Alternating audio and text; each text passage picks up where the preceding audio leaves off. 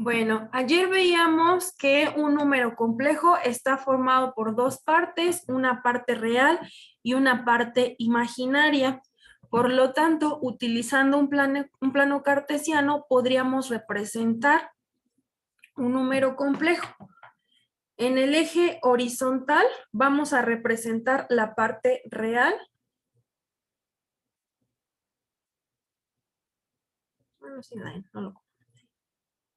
Y en el eje vertical representamos la parte imaginaria. Entonces, si aquí yo tengo el número z, que es el número a más bi, entonces la parte real sería el a. Vamos a ponerlo mejor.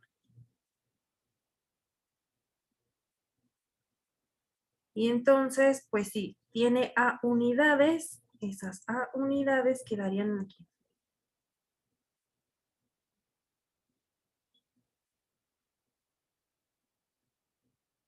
Aquí estaría la coordenada a. Y si tenemos b unidades en la parte imaginaria, acuérdense, la parte real y la parte imaginaria son nada más el número. La unidad imaginaria quedaría fuera. Vamos a suponer que aquí tenemos b unidades.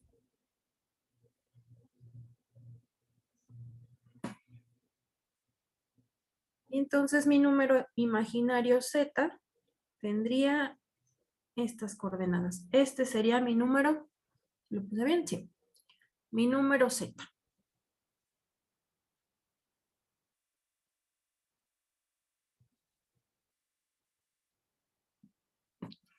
Entonces, como cada número imaginario o cada número complejo es único, pues entonces cada punto del plano cartesiano representa un número complejo.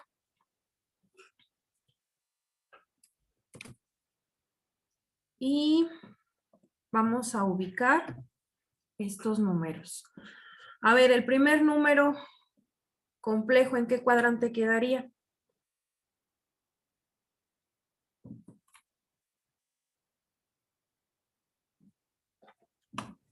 La primera rayita de los números reales ¿Mandé? sería la primera rayita de los números reales. No te alcanzo a escuchar muy bien. ¿Sería en el segundo cuadrante?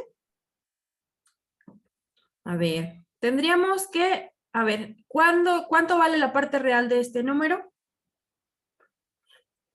1. 1. Entonces, aquí yo no le pongo escala al plano, pues para que no quede lleno de anotaciones, pero cada marca que yo ponga es una unidad. Entonces, ese número, ese primer número tendría una unidad en la parte real y ¿cuántas en la parte imaginaria?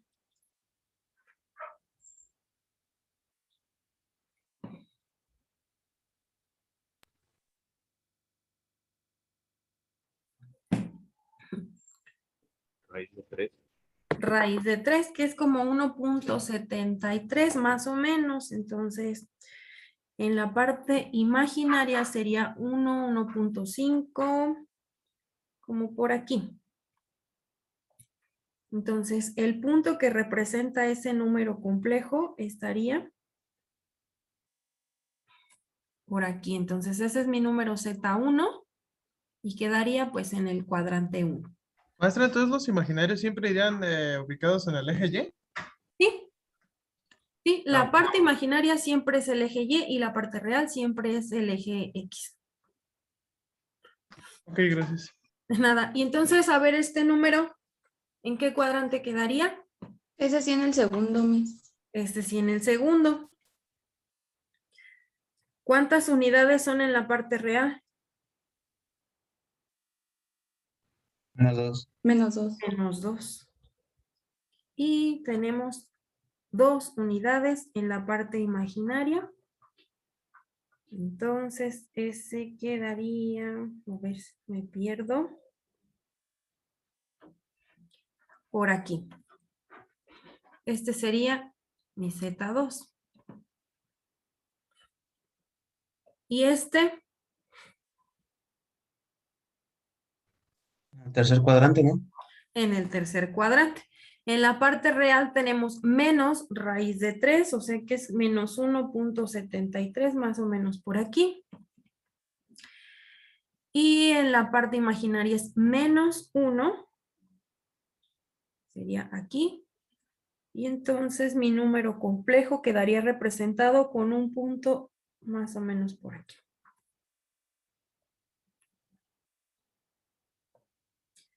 Y pues ya por último, este nos quedaría en el cuarto cuadrante.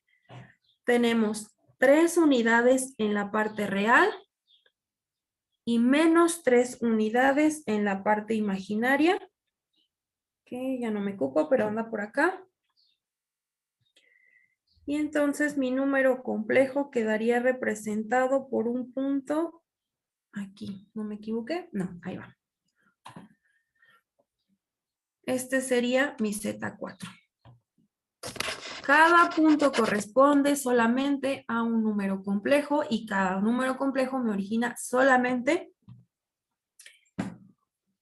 un punto. Cada punto, un número. Cada número, un punto. Tenemos ahí la representación de 4 números complejos, dependiendo de si la parte real es positiva o negativa, nos pueden quedar en uno u otro cuadrante, igual con la parte imaginaria.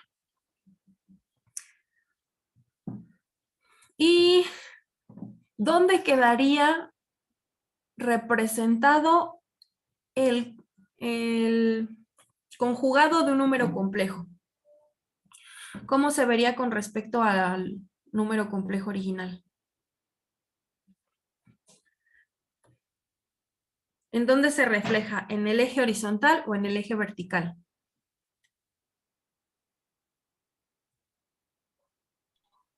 En el horizontal. ¿Se reflejan? Muy bien, gracias. Se reflejan en el eje horizontal, ¿verdad? Si nosotros tuviéramos, por ejemplo, no vamos a representar todos, pero vamos a poner el conjugado del número Z1. El conjugado tiene la parte real igual y lo que tiene signo opuesto es la parte imaginaria. Entonces el conjugado tendría una unidad en la parte real, pero sería menos raíz de 3 en la parte imaginaria. Menos raíz de 3 estaría más o menos por acá. Y entonces el número que queda aquí sería el conjugado, un poco más chiquito, el conjugado del número Z1, en donde la parte real es la misma, pero este ya tiene signo opuesto en la parte imaginaria.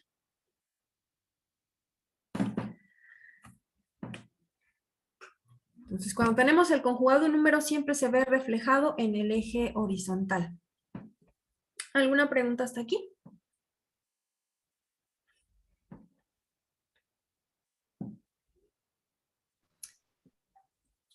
¿Ninguna? Entonces nos pasamos al siguiente concepto. ¿Sí? Bueno, nos pasamos al siguiente concepto. Si ya sabemos representar un número complejo, entonces ahora lo que vamos a hacer es calcular el módulo y el argumento de un número complejo. Entonces tengo aquí mi número Z, aquí ya lo tengo representado. Si esa es su representación, eso significa que A es la distancia que hay desde aquí hasta aquí. Y que entonces B es la distancia que hay de aquí a aquí, que es la misma de aquí a aquí. Entonces, cada punto o cada número complejo es único en el plano cartesiano. Entonces, además de utilizar coordenadas como X y Y, yo podría dar otro tipo de indicaciones. Por ejemplo, el módulo, que sería la distancia que hay desde el origen hasta donde se encuentra ese punto. Ese es el módulo.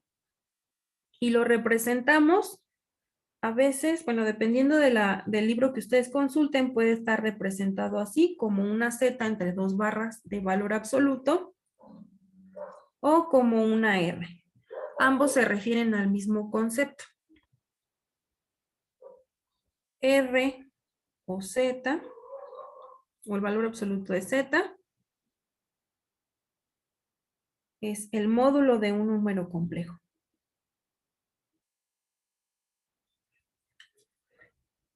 ¿Y cómo podemos saber cuál es la distancia o cuál es la longitud de ese módulo?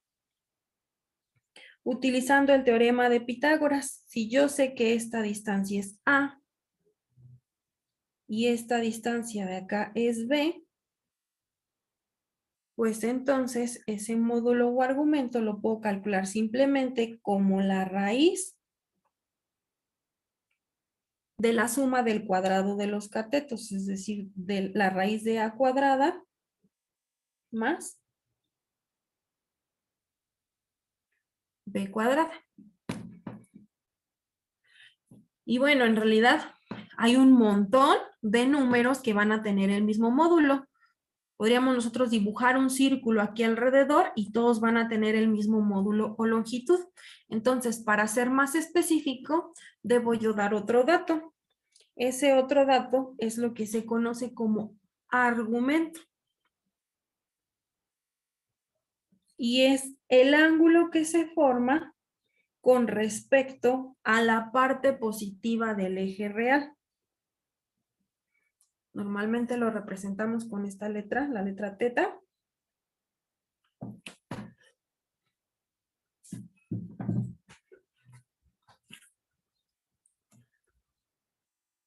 Entonces vamos a ponerle, ¿dónde voy?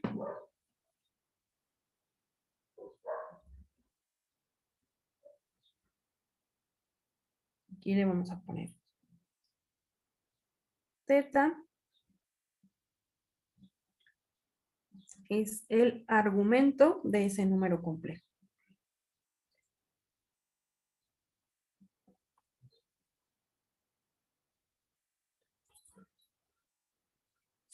¿Y cómo se les ocurre que podemos calcular el argumento?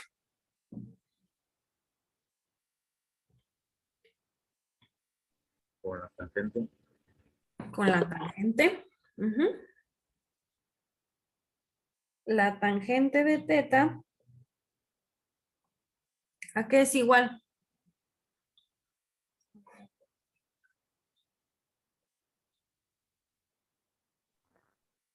Sería B sobre A. B sobre A. Tangente de teta es igual a cateto opuesto sobre cateto adyacente. Y en nuestro triángulo, ese cateto opuesto es B y el cateto adyacente es A.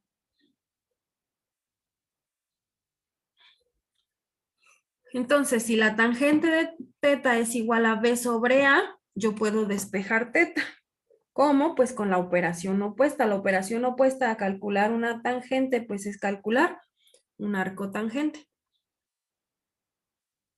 Entonces, en este caso, teta sería igual al arco tangente de B sobre A. Entonces, vamos a trabajar otra vez con los números que teníamos. Vamos a empezar con este. Ay, esa no. Ese ahorita lo ocupamos. Entonces, yo tengo el número Z1, que es 1 más raíz de 3. ¿Cuál sería el módulo de ese número? Sería la raíz de A cuadrada más B cuadrada. Raíz de 4 es 2. El módulo de este argumento sería 2. El módulo y el argumento sería arco tangente de raíz de 3 sobre 1. ¿Tienen calculadora?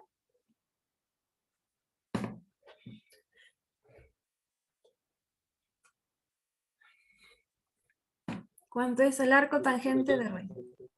¿Cuánto? 60 grados. 60 grados. Nada más que en nuestros ejercicios nosotros vamos a trabajar con radianes. 60 grados, ¿cuántos radianes son?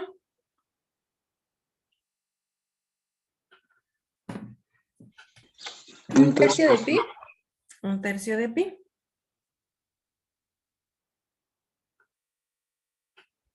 Entonces ahí ya tenemos el módulo y el argumento de un número. Y esto es con un número que está en el primer cuadrante. Vamos a trabajar ahora con estos que se encuentran en el segundo, en el tercero y en el cuarto cuadrante. ¿Qué va a cambiar? Vean, aquí por ejemplo, mi número era 1 más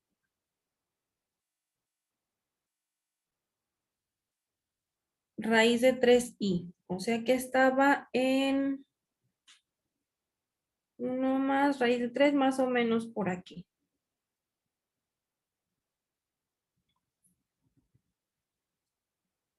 Entonces, cuando yo calculo el módulo es este. Ay, quedó muy chueco. Este es el módulo y este es el argumento. En cambio, si yo calculo un número en otro cuadrante, el argumento ya va a ser un poquito diferente. Vamos a calcular el módulo de este número de Z2 que está en el segundo cuadrante. El módulo sería la raíz de 2 al cuadrado, bueno, sería menos 2. Menos 2 al cuadrado más, lo pongo nada más para indicar, pero como se elevan al cuadrado, pues no importa el signo. De menos 2 más 2 al cuadrado. Tengo 4 y 4 son raíz de 8. Raíz de 8 o lo podemos expresar también como la raíz de 4 por 2. Raíz de 4 es 2 y en la otra pues ya no es exacta, lo dejamos así. El módulo es 2 raíz de 2.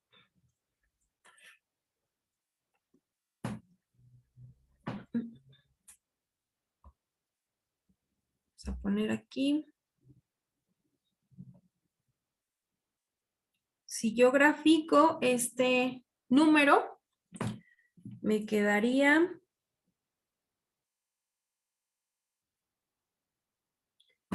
menos 2 y más 2.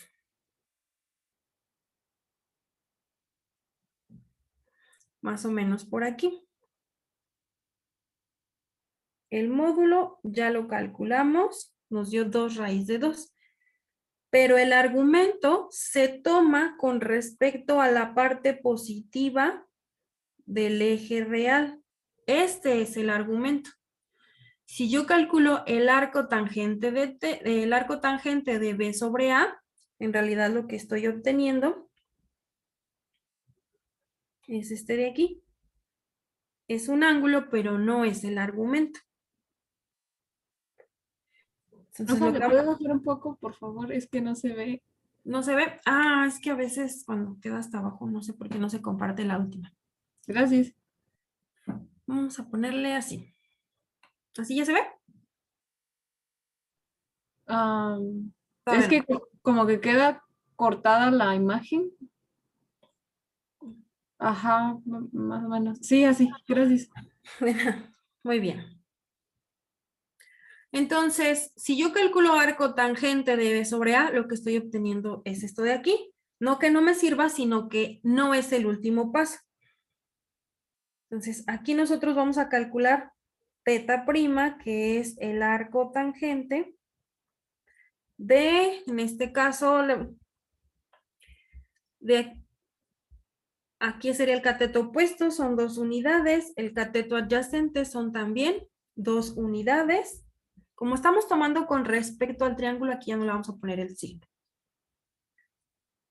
Entonces es 2 sobre 2. ¿Cuánto vale el arco tangente de 1?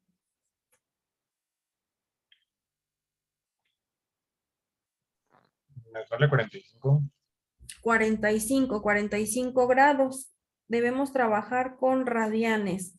Ya me vi. Un cuarto de pi. 45 y serían pi cuartos, gracias. Entonces, si ese ángulo es de 45 grados, entonces, ¿cuánto mide este de acá? Que este sí es el argumento. 135 grados. 135 grados. O lo que es lo mismo,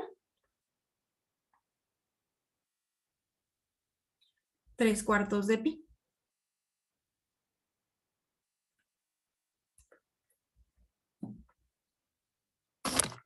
Entonces, cuando el número está en el primer cuadrante, de manera directa con el arco tangente obtenemos el argumento.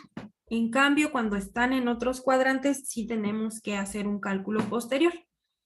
Entonces, ahora vamos a trabajar con este número que está en el tercer cuadrante. Vamos a dibujar su grafiquita.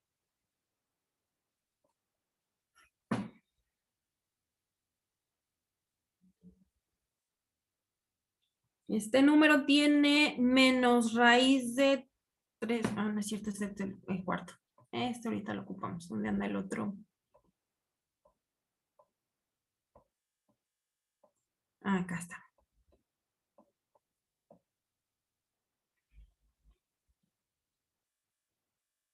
Vamos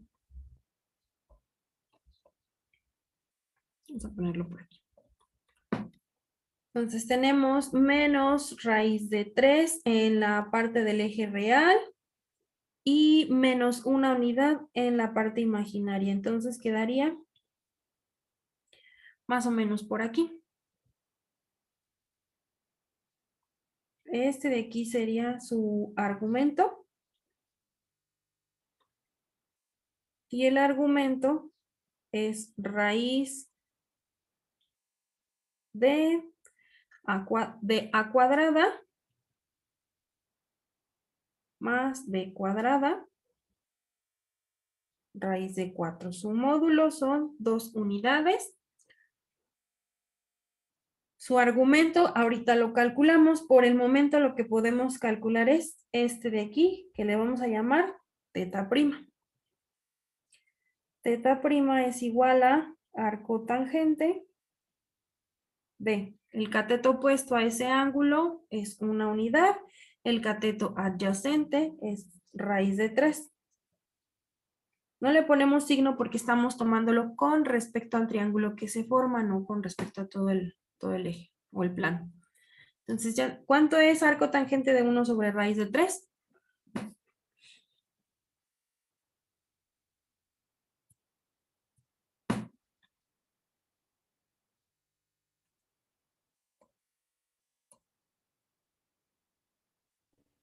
Grados. 30 ¿Cuánto? más. ¿30? 30. Muy bien. Bisextos. 30 grados o bisextos. Ese de ahí es un ángulo que se forma con el triángulo, pero no es el argumento. El argumento es con respecto a la parte positiva del eje real. Ahí. Acá está mi eje. Y entonces el argumento es todo esto de aquí.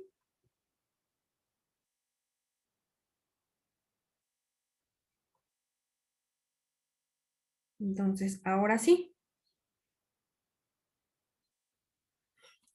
Si este ángulo mide 30 grados, entonces el argumento son los 180 que llega hasta aquí, más los otros 30, 210 grados. Y en radianes, eso sería un pi más un sexto. 7 sextos de pi. 7 sextos de pi. Entonces aquí está. El argumento es siempre con respecto a la parte positiva del eje real. Y ahora uno que se encuentra en el cuarto cuadrante. Maestra, ¿Sí? tengo una duda. Dime. ¿Por qué en el módulo sale 2 en el que estaba haciendo anteriormente? ¿Por qué en el qué? Ah, En el módulo. ¿en este? ¿No sería raíz de 10? ¿En cuál sería raíz de 10? En el módulo. ¿Ya ve que se Ah, eleva no, al no. cuadrado? ¿O Sí, por qué? pero sí, ya entendí tu confusión. Es que el 3 lo elevas al cuadrado, pero en realidad este número no era 3, era la raíz de 3. Y cuando lo elevas al cuadrado, entonces ya no aparece la raíz. Ah, ok. Sí, ahí porque pues se me acabó el espacio y quiero que nos quede bien claro en una sola imagen cómo se hace con cada cuadrante, por eso no lo separo. Pero en realidad ahí lo que teníamos que hacer era menos raíz de 3 al cuadrado. Menos por menos nos queda positivo y raíz de 3 nos queda nada más 3. Sí, ya entendí. Gracias. Bueno, nada, a veces pasa eso con las raíces, siempre nos confunden. Y bueno, por último vamos a calcular el módulo y el argumento de un número que se encuentra en el cuarto cuadrante. Con el módulo no hay problema, siempre es la misma fórmula. Raíz de, en este caso sería a al cuadrado más b al cuadrado. Entonces aquí nos va a quedar raíz de 18, que podríamos expresarlo como también la raíz de 9 por 2. El 9 lo sacamos y nos queda 3, raíz de 2. Este número, si nosotros lo graficamos, son 3 unidades en la parte real y menos 3 unidades en la parte imaginaria. Nos queda como por aquí. El módulo es el que ya habíamos calculado. El argumento, ay, ya no me queda espacio. Bueno, el ángulo que nosotros calculemos sería este de aquí, que le vamos a llamar teta prima. Teta prima es el arco tangente. En ese triángulo el cateto opuesto son 3 unidades y el cateto adyacente también son 3. Ya teníamos arco tangente de 1, son 45 grados. O pi cuartos. Pero ese no es el argumento. El argumento va a ser con respecto a la parte positiva del eje real. Entonces, si de la vuelta completa son 360 grados y nosotros quitamos 45 grados, entonces el argumento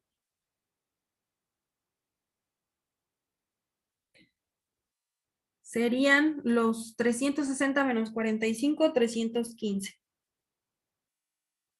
Que convertidos a radianes son 8 cuartos y si le quitamos 1, 7 cuartos de pi. Entonces, siempre hay que tomar en cuenta eso. Cuando están en el primer cuadrante de manera directa, obtenemos el argumento. Pero cuando están en el segundo, tercero o cuarto cuadrante, hay que fijarnos en qué cuadrante está para ver si ese ángulo que nosotros obtengamos se lo restamos a 180, se lo sumamos a 180 o el ángulo que nosotros obtengamos se lo restamos a los 360. ¿Alguna pregunta hasta aquí?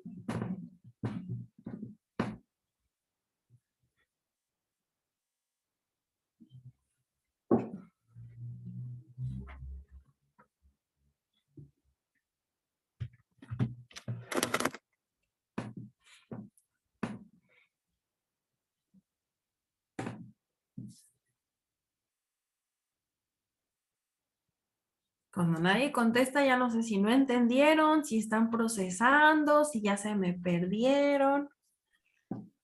No, sí, profe. Yo, Entonces, maestra, en el primero, ¿cómo se sacaba el argumento? ¿Se le sumaba o se le restaba? para esta, Sí. el argumento es directo. Nada más Ahí saca sí. el Ok. Ujú. Sí, maestra, ya entendí. Y es que como no llegué a tiempo para el primer argumento, pero los Ah, otros ok. sí. Sí, gracias. Nada. Cuando es en el primer cuadrante, se saca de manera directa con el arco tangente. Con el segundo, tercero y cuarto, sí hay que sumar o restar dependiendo de dónde esté. Y cuando les pregunte también es válido decir, sí lo entendí o estoy procesando o deme chance, ¿eh? Porque así yo no sé si me puedo seguir con el siguiente tema o si me tengo que esperar. Entonces, ¿nos pasamos al siguiente tema? Sí, maestra. Sí, profe. Muy bien.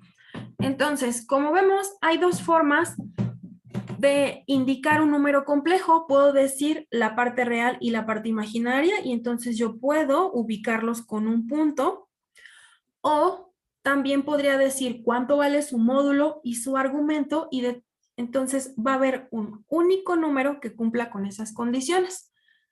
Puedo tener, por ejemplo, muchos números que tengan el mismo módulo, es decir, dibujo yo una circunferencia, como todos tienen el mismo radio, es decir, están a la misma distancia, tendrían el mismo módulo, pero no tendrían el mismo argumento.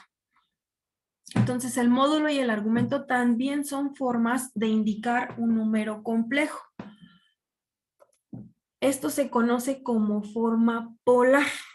Entonces, si yo ya sé que este número tiene este módulo y este argumento, utilizamos funciones trigonométricas. Por ejemplo, aquí pues yo ya sé que esta parte es A y esta parte es B. Si yo conozco el ángulo de ese triángulo que se acaba de formar, entonces seno de teta, ¿a qué es igual? En función de los catetos de un triángulo. Puesto sobre hipotenusa. Cateto opuesto sobre hipotenusa. Entonces, en este triángulo, el seno de teta debería de ser igual al cateto opuesto entre la hipotenusa. La hipotenusa de ese triángulo, pues es el módulo.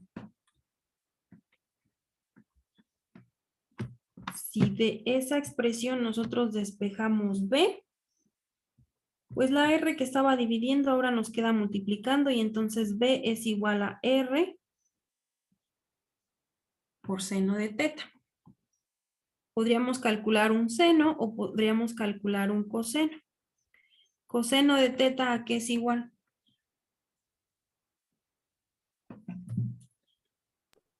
Adyacente sobre hipotenusa.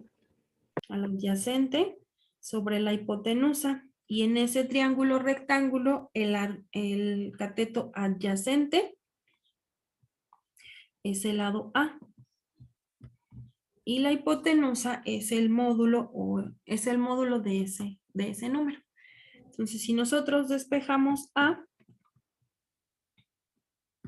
la R otra vez está dividiendo, entonces pasaría multiplicando. Entonces, A es R por coseno de teta. Entonces, cuando nosotros tenemos el número de la forma A más B por I, podríamos representarlo también como A es R, vamos a poner igual con azul, A es R coseno de teta, más B, y B es R seno de teta, B por I. Me quedaría I aquí. Aunque, por convención, todo lo que no forme parte del argumento de una función trigonométrica se pone del lado izquierdo para evitar confusiones. Entonces, no está mal ahí, solo se puede prestar a confusiones. Entonces, mejor lo ponemos de este lado.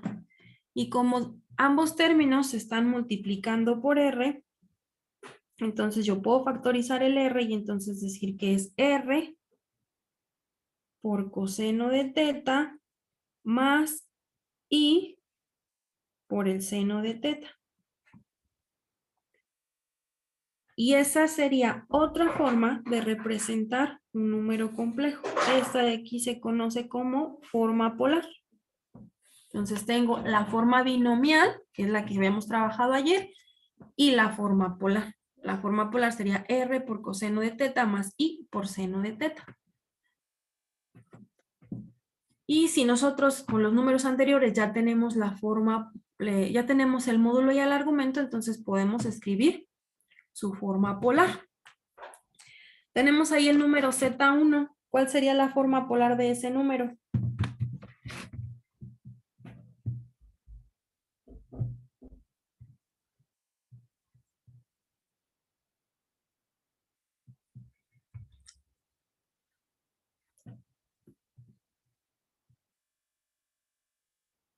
¿Cuánto vale el módulo? 2. 2. Entonces sería 2 por coseno Coseno de 15 coseno de pi tercios más I seno de pi tercios.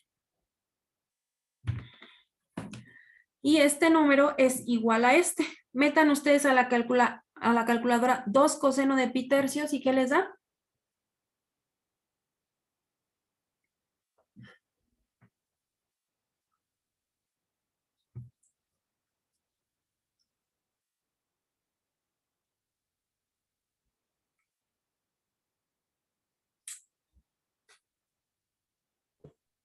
Sale aproximado a 2, sale 1.999, no sé qué tanto. Me salió 1.99. ¿Está en radianes o en grados? Ah, no, en grados. Me dio 1. ¿Verdad? Estamos aquí poniendo múltiplos de pi, eso significa que estamos trabajando con radianes, entonces hay que dejarla en radianes. A ver, escuché a alguien más. ¿Cuánto te dio 2 coseno de pi tercios?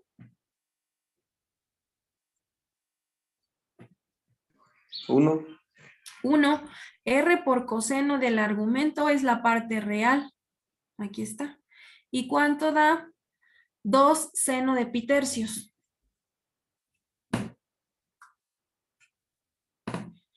Raíz de 3. Raíz de 3. Esta es la parte real y esta es la parte imaginaria de ese número complejo. Entonces es el mismo número, nada más lo estamos escribiendo de manera diferente. Ese sería el número Z1. El número Z2, en su forma polar, ¿cómo nos quedaría?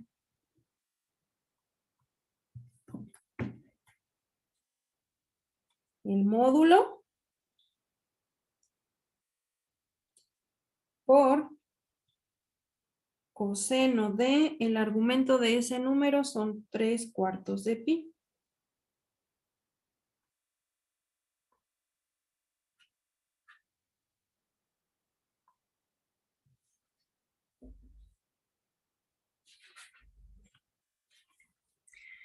Y ahí estaría el número Z2 expresado en forma polar. Para el número 3,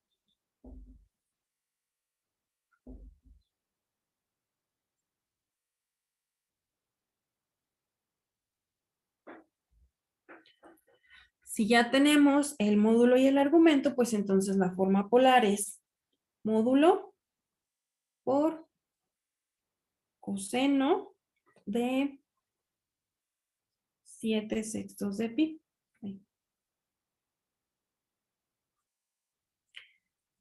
Más I por el seno de 7/6 de pi. ¿Cómo comprobamos que este número corresponde a este? Pues regresándolo a la forma binomial, multiplicando 2 coseno de 7/6 de pi y nos debe de dar menos raíz de 3 y 2 seno de 7/6 de pi y nos debe de dar un menos 1. Si no nos da, es que entonces nos equivocamos en algún cálculo.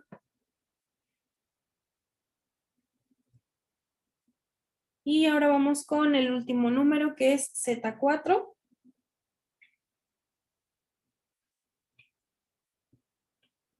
Y aquí tendríamos que el módulo son 3 raíz de 2 Y entonces sería coseno de, el argumento de ese número son 7/4 de pi. Más i por el seno de 7/4 de pi.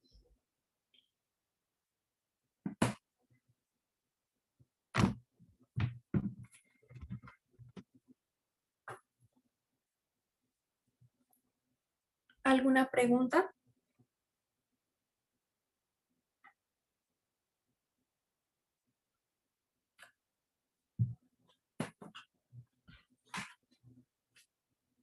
No, profa, ¿le podría bajar un poquito? Es No, todo bien.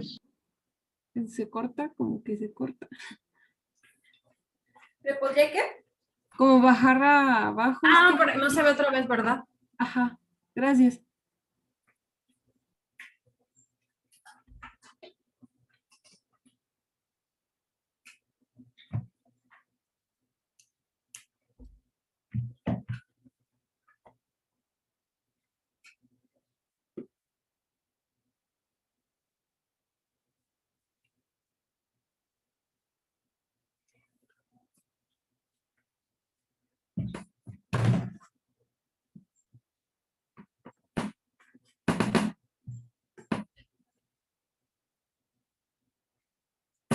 Entonces usted me dice si ya continuamos con el siguiente tema o me espero.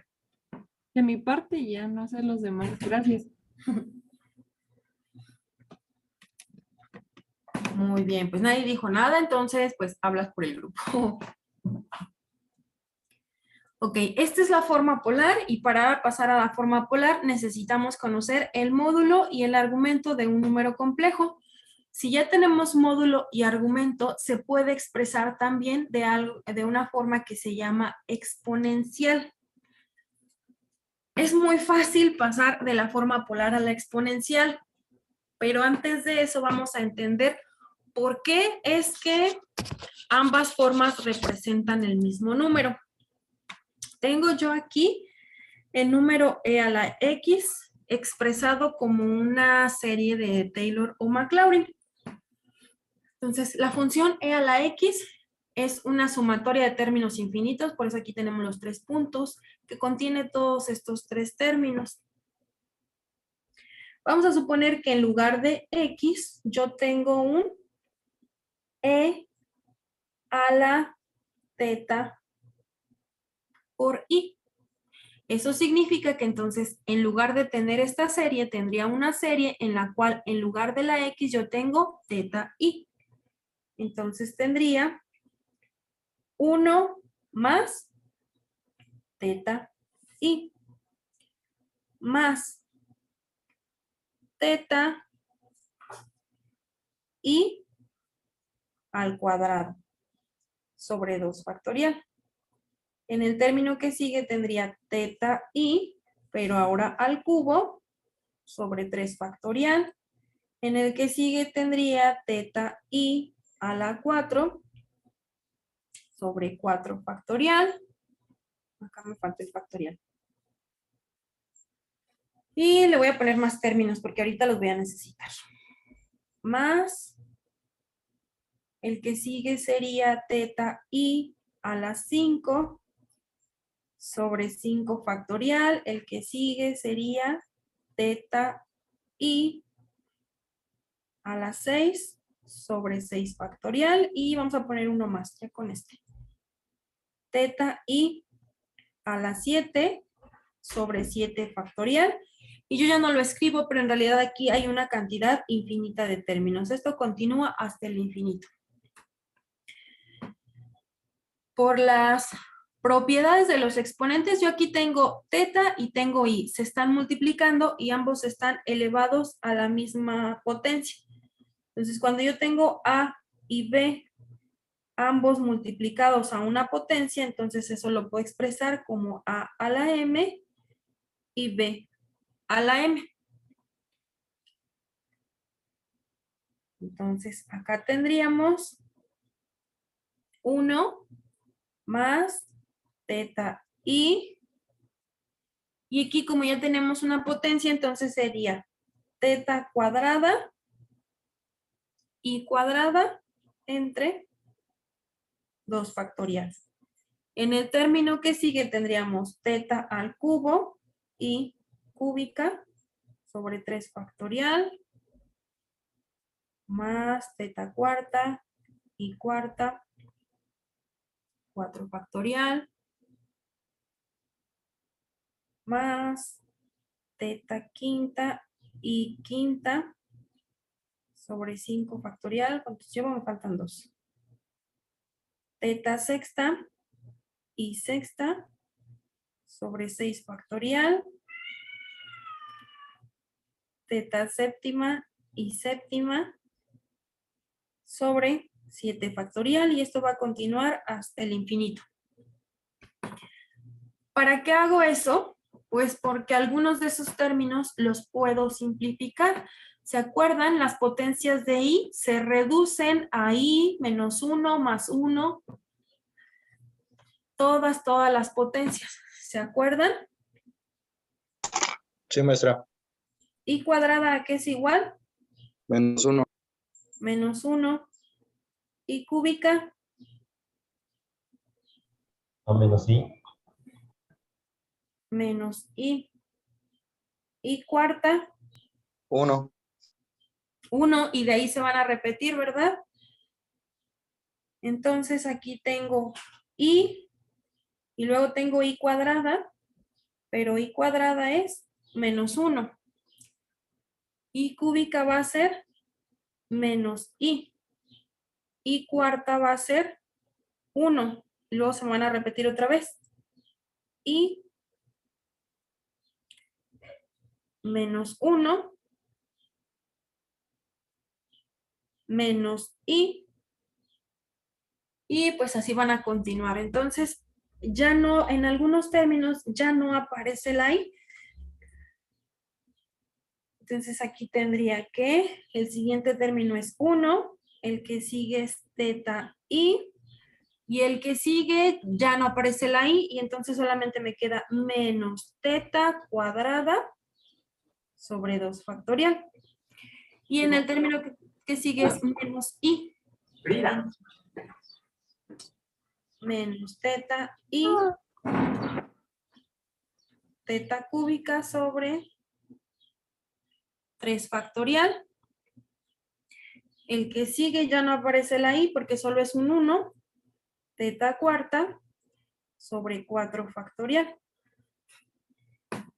Y luego seguiría con el quinto, que me queda teta quinta por i sobre 5 factorial, más teta sexta, esa cambia el signo. Teta sexta, ya no aparece la i, solamente me queda 6 factorial, más, se queda menos, teta 7 por i sobre 7 factorial, y bueno, aquí ya no los escribí, pero tenemos más términos. Y vemos que ahora se simplifican, ya no tengo potencias de i, solamente tengo términos que tienen o que no tienen i, es decir, términos que son reales y términos que son imaginarios. Entonces vamos a agruparlos por separado. Vamos a poner primero todo lo que no tiene i y luego todo lo que sí tiene i. Entonces, ¿qué es lo que no tiene i o qué es real? 1, este es imaginario, el otro sería menos teta cuadrada sobre 2 factorial. Este es imaginario, el que sigue sería teta cuarta sobre 4 factorial. El que sigue es imaginario, este sería menos teta sexta sobre 6 factorial. Y bueno, aquí yo no los escribí, pero en realidad hay más términos, entonces aquí le pondríamos más una cantidad infinita de términos. Aquí tenemos todos los que son reales y acá vamos a agrupar todos los que sean imaginarios. Entonces aquí le vamos a poner que todos estos se están multiplicando por i. ¿Cuáles tengo? Este que es teta, luego tengo este es real, este, menos teta cúbica sobre 3 factorial, este es real, este sí es imaginario, teta quinta sobre 5 factorial.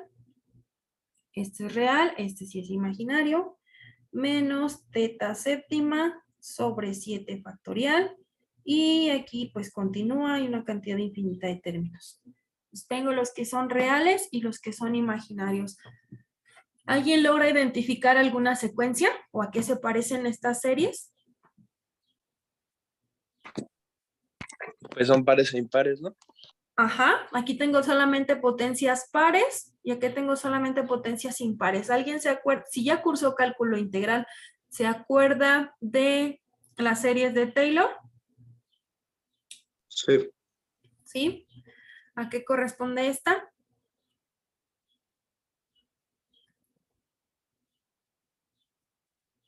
¿Era la de coseno? Ajá. Una es la de Y, coseno. Ujú. ¿Sí? y la otra es la de seno. Exacto. Ajá. Entonces aquí tengo la serie de Taylor para la función e a la x, pero aquí tengo la serie de Taylor para la función seno y para la función coseno. Entonces esta que tengo aquí, ¿cuál es? La de coseno. La de coseno. Entonces, esto de aquí corresponde a la función coseno, pero ahí no tengo x, lo que tengo son tetas, entonces es coseno de teta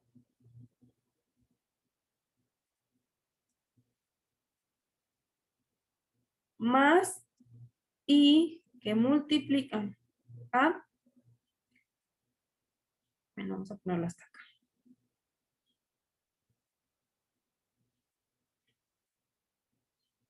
más y ahora sí, esta de acá corresponde a la serie de Taylor para la función seno.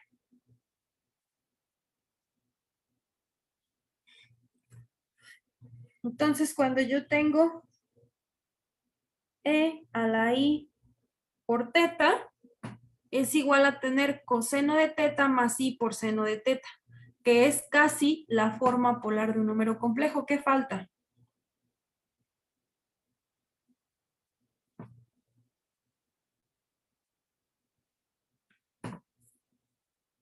Esta es la forma polar. ¿Qué nos falta?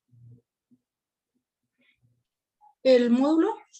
El módulo exactamente. Entonces, pues si nos falta el módulo, multiplicamos de un lado por el módulo. Y si lo hacemos de un lado, pues lo hacemos del otro para no alterar la igualdad. Entonces, un número que tiene la forma R por coseno de teta más I por seno de teta es la forma polar, pero también podría expresarse como una forma exponencial, que sería R por E a la teta por I, o I por teta, dependiendo del libro o la fuente que consulte. Entonces, esta es la forma exponencial de un número complejo. Lo que acabamos de ver es la demostración del por qué. El pasar a la forma exponencial, pues es todavía más sencillo. Vamos a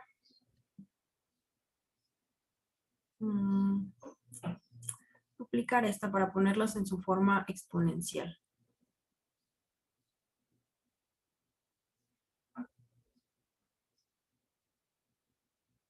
Ah.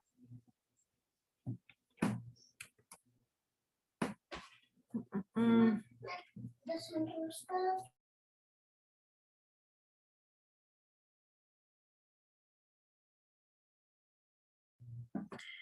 lugar de duplicarlo, lo eliminé. Ahora tenemos que buscar versiones anteriores.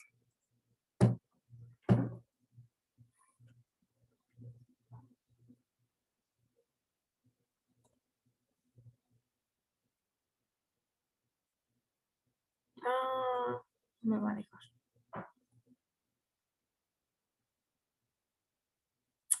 Bueno.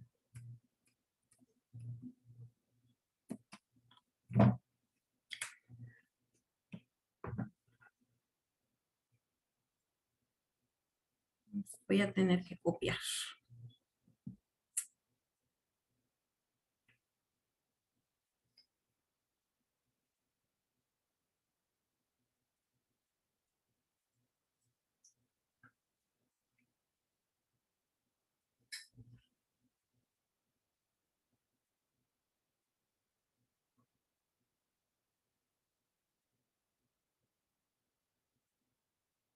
Ay, ¿ahora qué hice?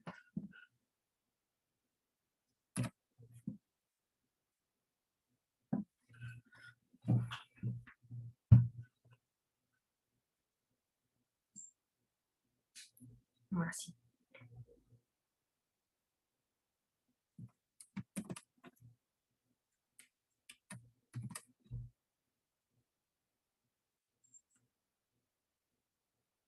Entonces teníamos un número complejo que era, ay,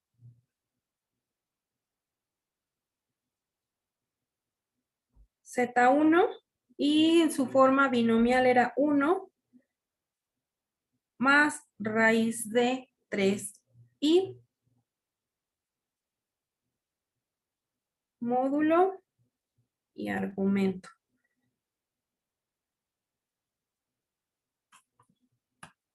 Su módulo era 2 y su argumento era pi tercios. Entonces, la forma exponencial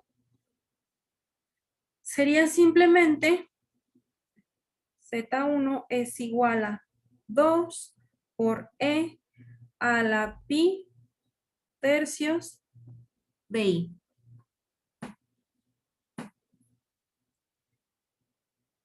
Teníamos el número Z2, que en su forma binomial era menos 2 más 2i, y su módulo era 2 raíz de 2, ya me perdí donde iba escribiendo, 2 raíz de 2, y su argumento era 3/4 de pi.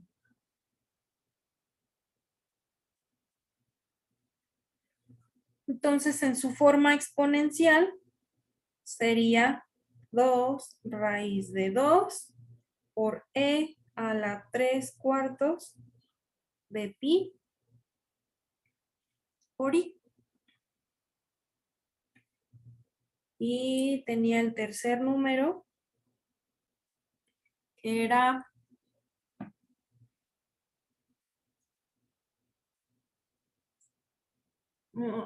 menos raíz de 3 y menos 1i. Su módulo era 2 y su argumento era 7/6 de pi.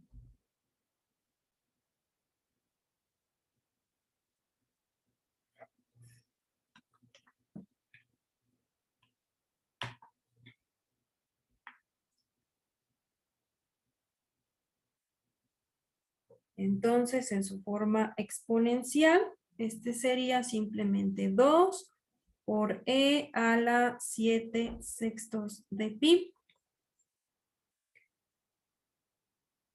Y tenía el cuarto número, que era 3 menos 3i.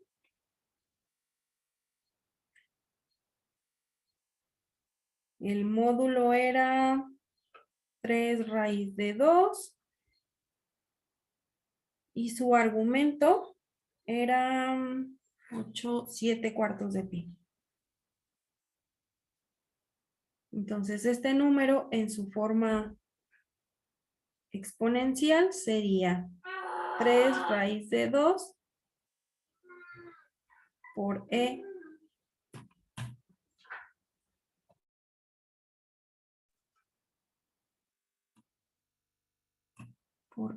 a la 7/4 de pi por i.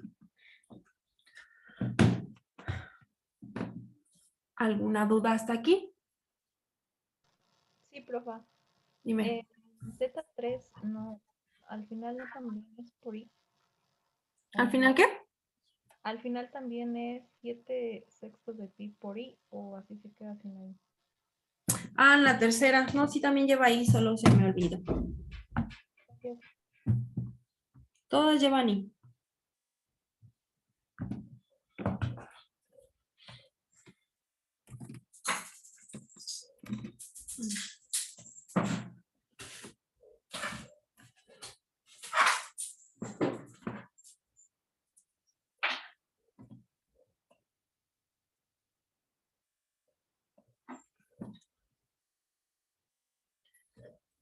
Entonces, ¿todo claro? Nos esperamos para pasar al siguiente tema. ¿Le seguimos o nos esperamos? Aguántame 2 minutitos más. Muy bien, nos esperamos. ¿Puedes rezar, Tamis, a la exponencial? ¿Esta? Ah, estaba copiando la otra. ¿La otra? Porque la borré y necesito buscarla en el historial, pero no supe qué hice. Y si no la encuentro, pues la vuelvo a hacer, la vuelvo a copiar. Y se las pongo más al ratito.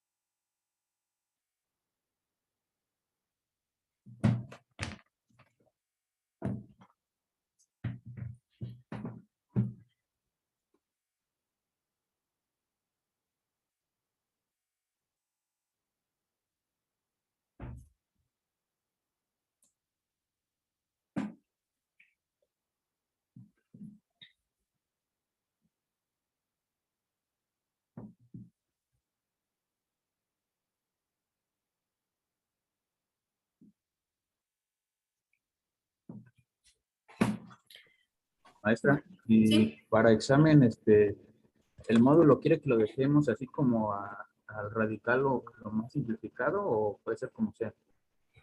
De hecho, en la plataforma, cuando van a hacer examen, les pide la forma decimal. Pero para usted, para, digamos, un examen, Para la evidencia, cualquiera de las dos formas. Que quede en decimal o en raíz o fracción. vale, gracias. Nada. Bueno, vamos a continuar. ¿Para qué queremos una forma u otra? De hecho, para nosotros es más fácil ubicar un número complejo cuando nos dan la forma binomial, porque así ya sabemos, es positivo o negativo en la parte real, positivo o negativo en la parte imaginaria. Ya podemos ubicarlo en alguno de los 4 cuadrantes. La forma exponencial o la forma polar cuesta un poquito más de trabajo ubicarlos, pero en realidad estas dos formas no son más útiles cuando estamos haciendo algunas operaciones.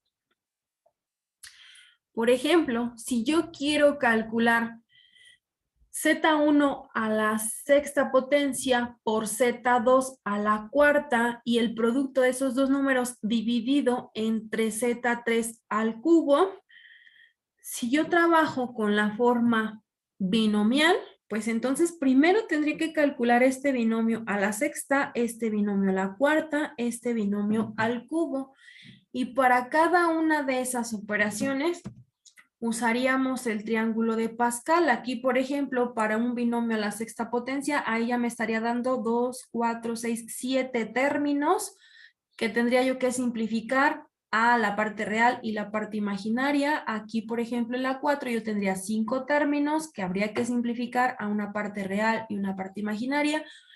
Y cuando yo haya simplificado estos dos números, entonces realizar la multiplicación. Cuando tenga ese resultado, realizar la división. Entonces, trabajarlo en forma binomial, aunque sí se puede, en realidad sería un proceso bastante largo. ¿Qué es lo que podemos hacer? Pues si ya tenemos la forma polar y la forma exponencial de estos números, podemos trabajarlos en una forma exponencial.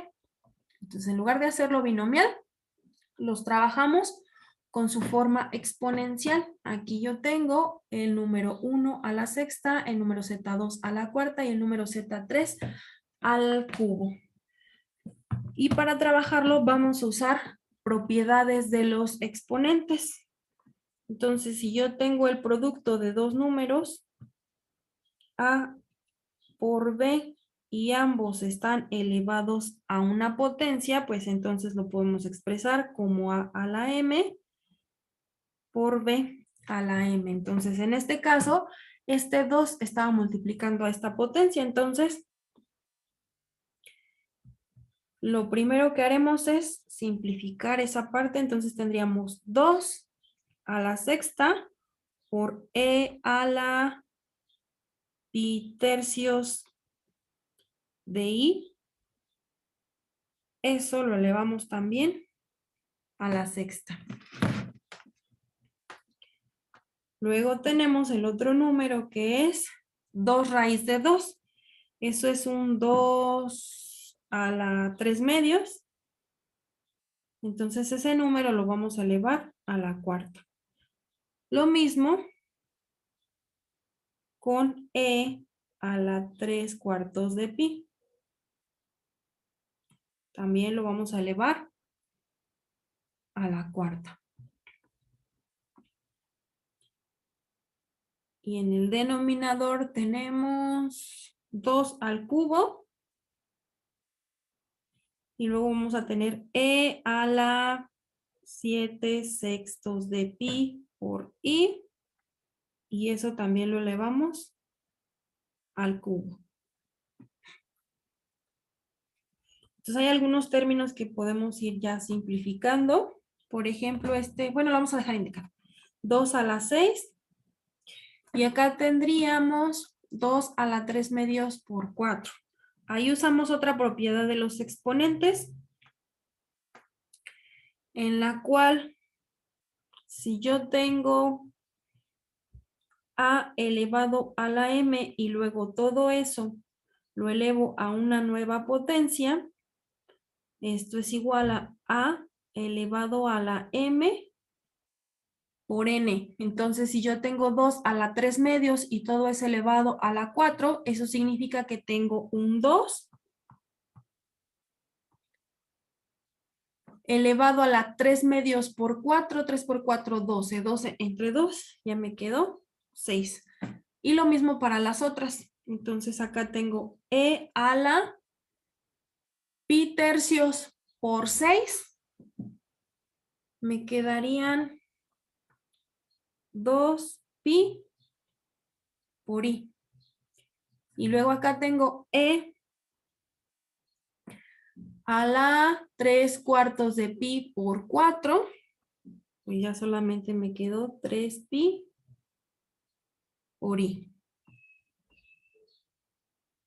Y abajo me quedaría un 2 al cubo, que lo podemos poner aquí. Lo podemos agrupar y realizamos la multiplicación de estos. Que al cabo es un producto, lo podemos hacer. Y acá en el denominador me quedaría e a la 7 sextos. Si lo multiplico por 3, me quedarían ya nada más 7 medios de pi por i. Entonces, si realizo la simplificación de esto, tengo 2 por 6 por 2, 2 a la 6 por 2 a la 6, me quedaría 2 a la 12. Y si eso lo dividimos entre 2 al cubo, me quedaría 2 a la 9. Y ahora hacemos la multiplicación de estos dos términos. Como la base es la misma, yo tengo a la m por a la n. Entonces, cuando es la misma base, pues nada más sumamos los exponentes. Y entonces aquí me quedaría e a la 2pi por i. Bueno, lo vamos a dejar agrupado.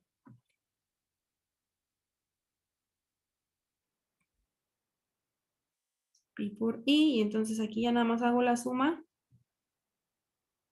de 2 más 3.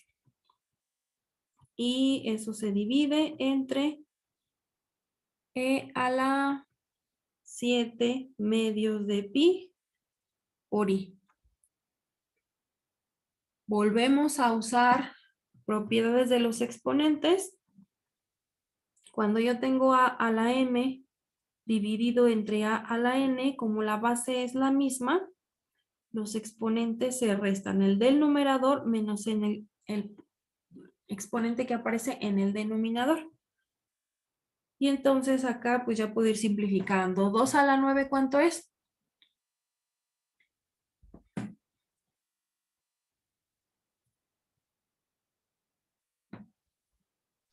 512.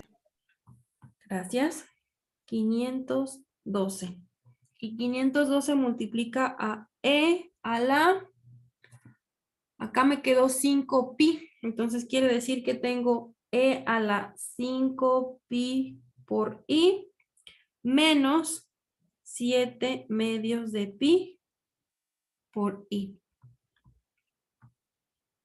El resultado de eso son 512 e a la 5pi menos 7 medios. 3 medios pi i. 3 medios de pi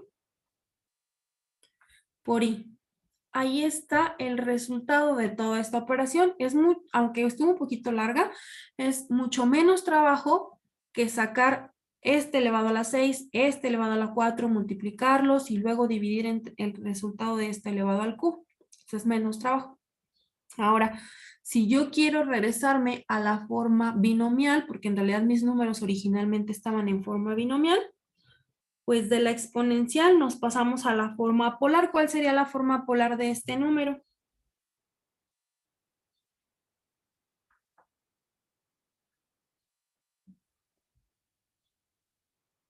Sería 512 Ajá. por coseno de 3 medios pi Ujú. más seno, bueno, más i seno Sí. Ujú. de 3 medios pi. Lo tengo ahí en forma polar. Si lo quiero a binomial, pues hacemos el cálculo. 512 por coseno de 3 medios de pi. ¿Me ayudan a calcular eso, por favor? Más i veces, más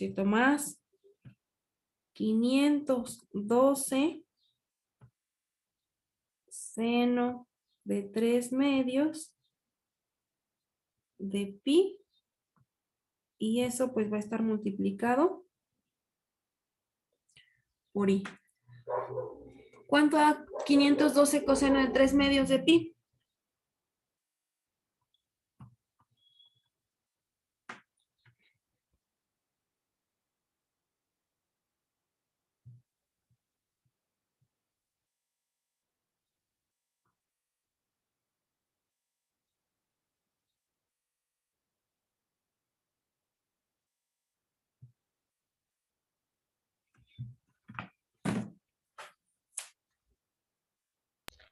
Ya sumando todo, me dio 552.33. ¿Está en radianes la calculadora? El primero me da 0, mis. El primero da 0. Ajá. Yo también me... Y 512 seno de 3 medios de pi.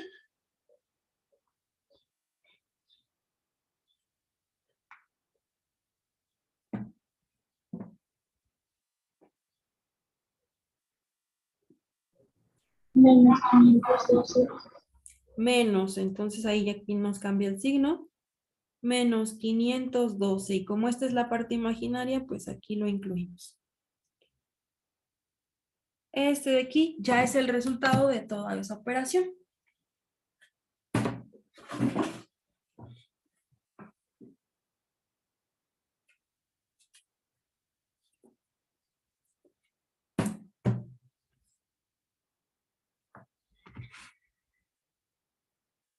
¿Alguna pregunta?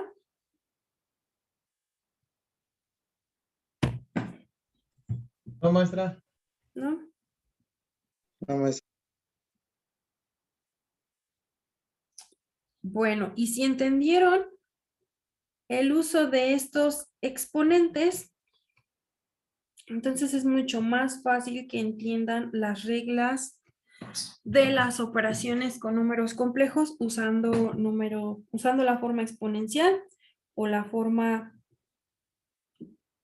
polar.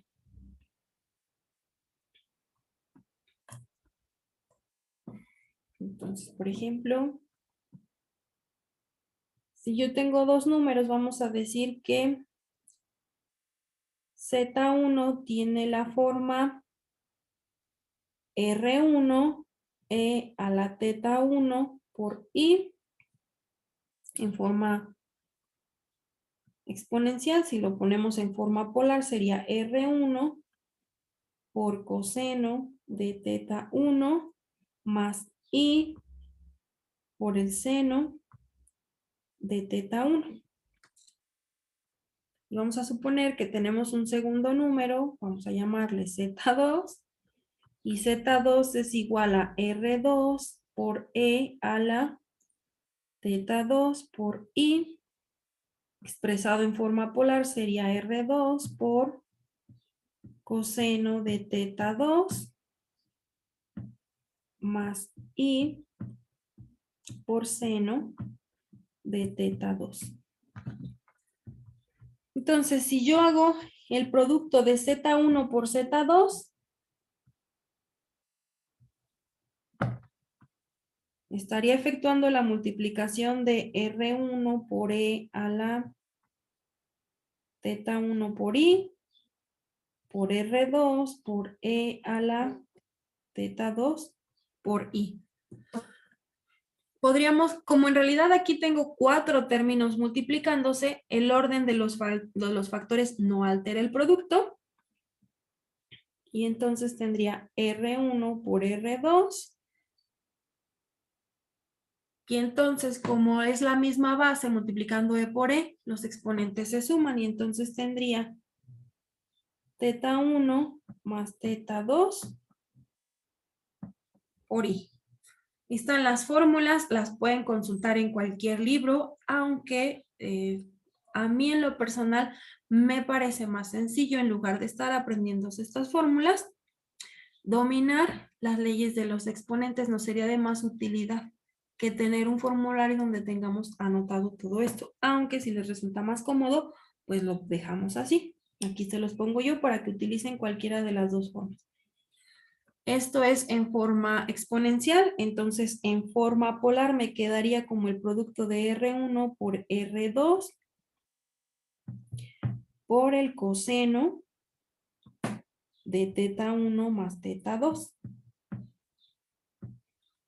más I por el seno de teta 1 más teta 2. ¿Qué es lo que estamos haciendo? Usando propiedades de los exponentes. Eso es en el caso en el que yo tenga una multiplicación. Si yo tuviera una división Z1 entre Z2, entonces estoy haciendo el cociente de R1 por E a la teta 1 por I entre R2 por E a la teta 2 por I. Entonces aquí el resultado sería R1 entre R2 y nuevamente usando propiedades de los exponentes tendría E a la, como aquí se restan, entonces ahora tendría teta 1 menos teta 2 por I, si está expresado en forma exponencial. Si lo expresamos en la forma polar sería R1 entre R2 por el coseno de teta 1 menos teta 2. Más y por el seno de, ahora el argumento es teta 1 menos teta 2. Allí estaría en su forma polar.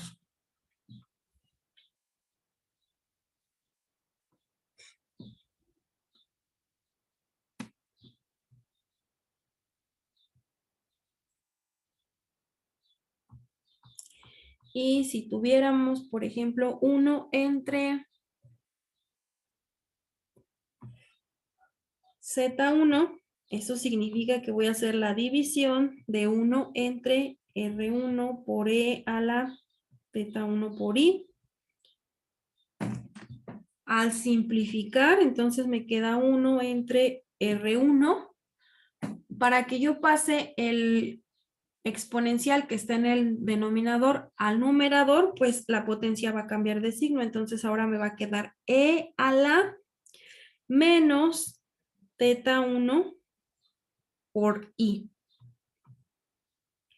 Expresado en su forma polar, sería 1 entre R1 por coseno de menos teta por I más, no es cierto, ahí no lleva el I, es teta 1 más I por el seno de, aquí tengo menos teta 1. Sin embargo, si nosotros nos vamos a observar la gráfica de coseno y seno, vamos a dibujar así muy simple, ¿verdad? La gráfica de coseno hace esto y pues se repite. Aquí está la de coseno. Entonces, cuando yo tengo coseno de menos teta, vamos a suponer que tengo aquí menos teta, vamos a dejarlo mejor como coseno de X. Coseno de X. El coseno de menos teta es exactamente igual al coseno de teta, porque la gráfica es simétrica.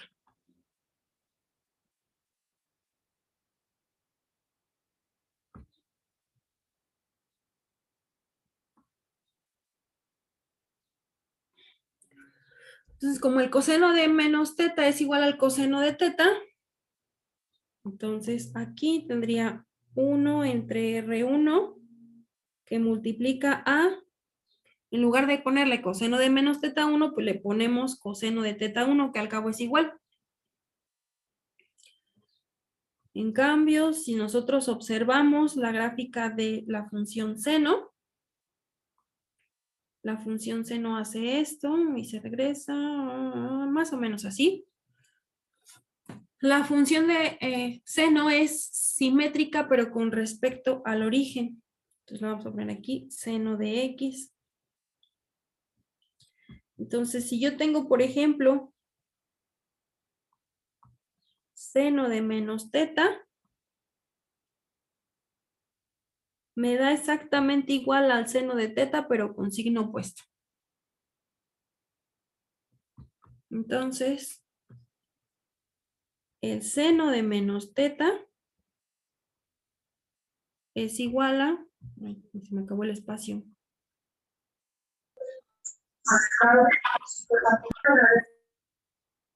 Voy a ponerlo aquí. El seno de menos teta es igual a menos seno de teta. Entonces acá si tengo seno de menos teta, es el equivalente a tener menos, me faltó el i, menos i por el seno de teta. Ahí están las fórmulas. lo cual pueden usar lo que les resulte más cómodo, las fórmulas o las propiedades de los exponentes.